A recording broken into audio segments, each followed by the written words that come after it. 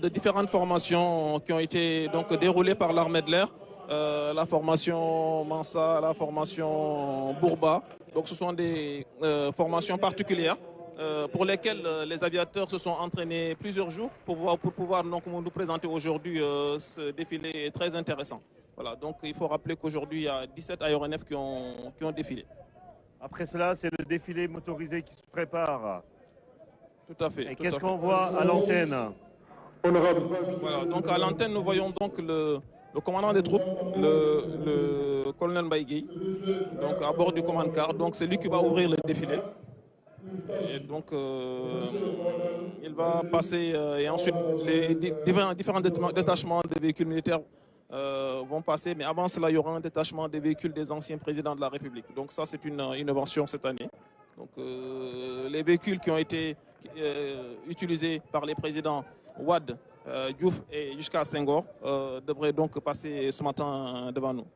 Et c'est ce qu'on a aperçu tout à l'heure à l'antenne. C'est un hommage retentissant pour les anciens présidents de la République du Sénégal. Le président Léopold Sédar Senghor, le président Abdou Diouf, le président Abdoulaye Wade. Ce sont les voitures présidentielles avec justement ces personnes qui ont servi à la nation en conduisant pour les différents présidents de la République du Sénégal. Oui, donc la première limousine, c'est celle du président Abdoulaye Wade. Donc on est parti donc du plus récent au plus ancien, donc le président Abdoulaye Wade d'abord, avec deux élèves qui sont issus donc de des villes de naissance de ces chefs d'État. Donc pour le président Wade, c'est deux élèves qui viennent donc de la ville de Louga. De Louga. Non, autant de Kébémer. Et pour Abdoulaye et pour le président Abdoulaye, deux élèves qui viennent de la ville de Louga. En fait, il faut comme si c'était eux les... Comme si c'était le couple présidentiel. Le couple présidentiel. Exact. Voilà, Wade et Abdoulaye Wade et Viviane, voilà, on va le dire.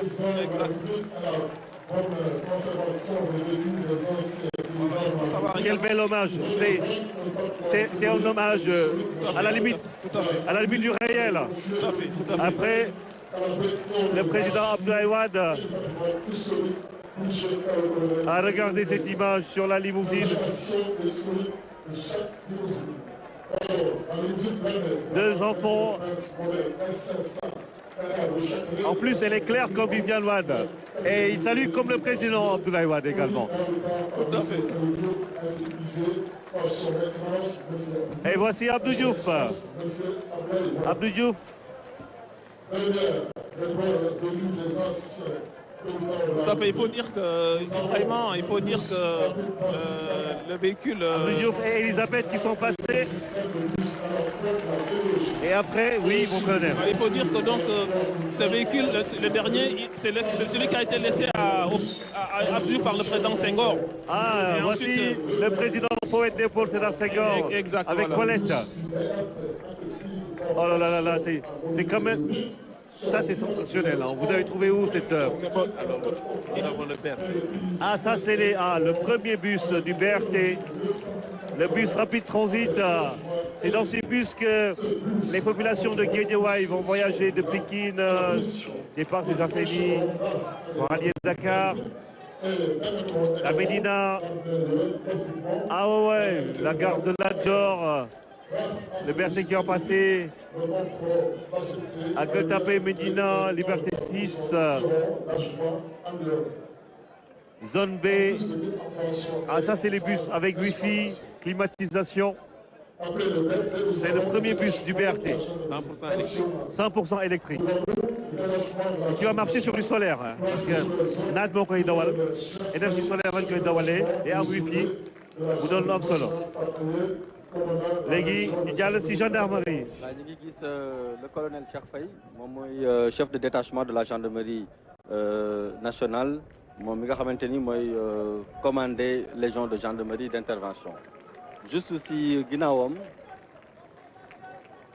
mi ngi ànd ak sa garde le drapeau de la gendarmerie. Derrière.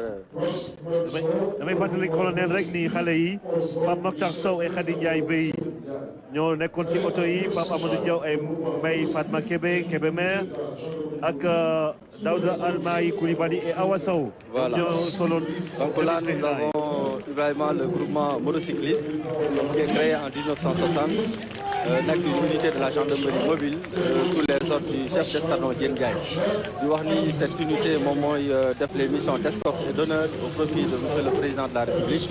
di ko defal premier ministre, président de l'Assemblée ak yeneen autorités yi nga xamante ni ñoo ñëw Sénégal en visite. ñoom dañuy def aussi ay mission d'escorte ak de convoi. ñuy escorter président.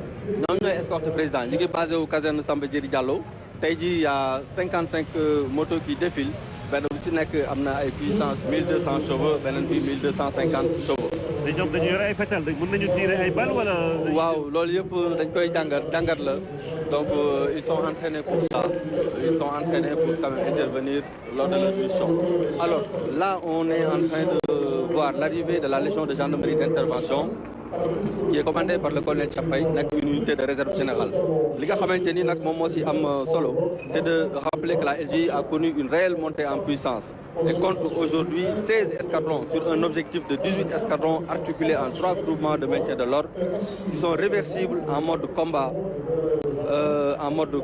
dont 3 unités blindées.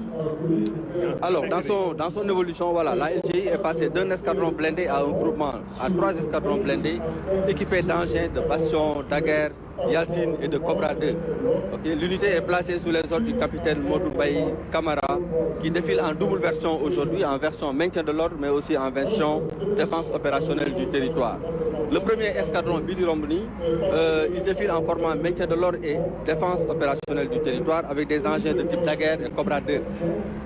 Alors le Daguerre dafa nekk engin boo nga xamante ni français yi ñoo ko defar ñetti servant lay jël moom benn pilote benn chef d'engin ak benn tireur moom dañ ko defar exclusivement pour le maintien de l'ordre mu am autonomie 700 km ba pare ñu équipé ko ak lance Cougar boo nga xamante ni dafay mën a tirer 12 grenades en même temps.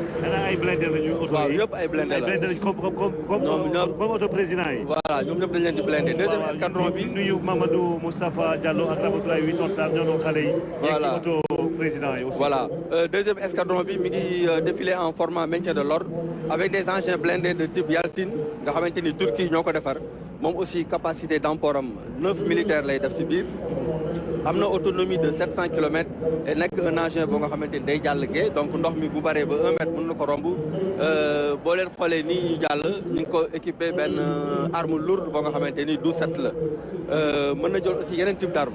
Maintenant bu mujj bi nga xamante ni mooy 3e escadron bi moom mooy défilé ak engins yi gendarmerie mujjee jënd mooy le Cobra 2. waaw Cobra 2 bi ñoom ñi ngi défilé en défense opérationnelle du territoire mu nekk ay engins yoo nga xamante ni Turquie ñoo ko defar benn bu si nekk dafay jël lu mat 9 militaires mais seen puissance moo am doole benn bu si nekk am nga puissance 360 chevaux c'est des engins yoo nga xamante ni seen autonomie 700 kilomètres la mais li si am solo mooy engins yi bu amee takk-takk ñoom dañ koy détecter automatiquement fay ko automatiquement. Ah oui? waaw donc dafa am système de détection et d'extinction automatique des incendies. ñoom si biir dëkk bi la ñuy yem wala mën nañu nekk si frontière yi wala dañuy nekk également si àll bi voilà au niveau boo xoolee les deux versions dañuy mën a nekk en maintien de l'ordre mais nga mun leen yóbbu aussi pour des opérations de combat. loolu mooy importance su engin blindé yi nga xamante ni moom la gendarmerie yore actuellement.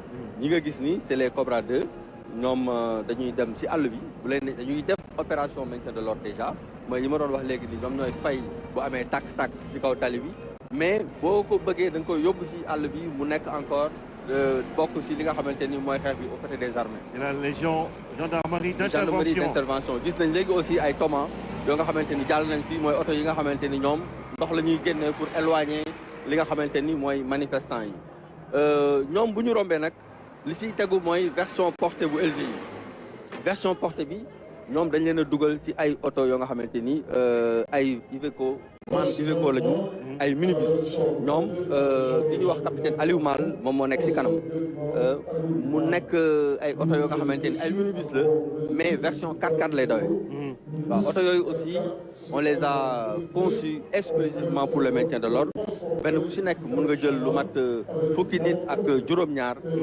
yoo nga xamante ni ku ci nekk day yore sa équipement complet donc mu nekk oto yu bees yoo nga xamante ni yu am solo la pour le maintien de l'ordre bu si nekk aussi dañ koy monter li nga xamante ni mooy trappe de tir. Trappe de tir mooy permettre ñu mën a nekk ki nekk si biir mën a lancer ay grenades pour mën a tenir à distance bu fekkente ni dafa am ay manifestants. ñoom ñoo jàll nii ah. ñoom ñoo jàll léegi. ñooy nekk di jàll nii waaw ñoom ñoo nekk di jàll. si seen ginnaaw ñu ngi si am li ñuy wax la section cynophile moom la ñuy woowee cynogroupe moom la ñu yàgg di tuddee cynogroupe mu nekk unité spéciale boo nga xamante ni ñu ngi bokk gendarmerie mobile ki nekk si seen kanam tudd capitaine Pape Chrysogone Mendy cynogroupe nag seen particularité boo xoolee ba léegi nii version portée bu LGI moom mooy jàll mooy oto yi ñu doon wax léegi mu nekk oto yu am solo yoo nga xamante ni dañ ko équipé si biir dafa lépp pour exclusivement transporter des éléments au maintien de l'ordre donc mu nekk oto yu am solo di remercier autorités yi nga xamante ni ñoom ñooy accompagner équipement ak modernisation wu moyens d'intervention yi gendarmerie nationale amee donc ñu ñëw léegi si ki nga xamante ni moom la ñuy wax moom la ñuy tuddee créé en 1979 déjà mu nekk section cynophile depuis 1979 ñu créé leen